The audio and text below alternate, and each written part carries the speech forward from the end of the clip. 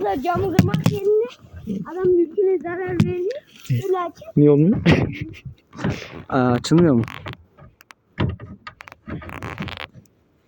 Dur bekle.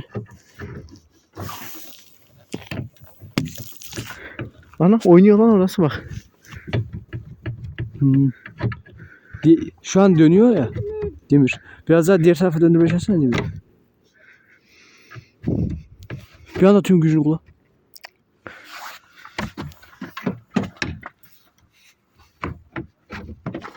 Ha. Şu an tüm gücünü kullanıyor musun?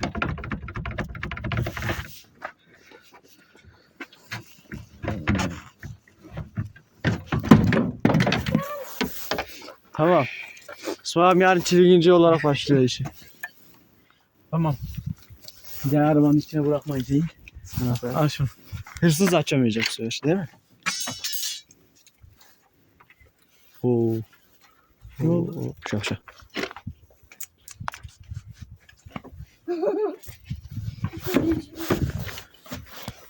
birazdan bizim yani.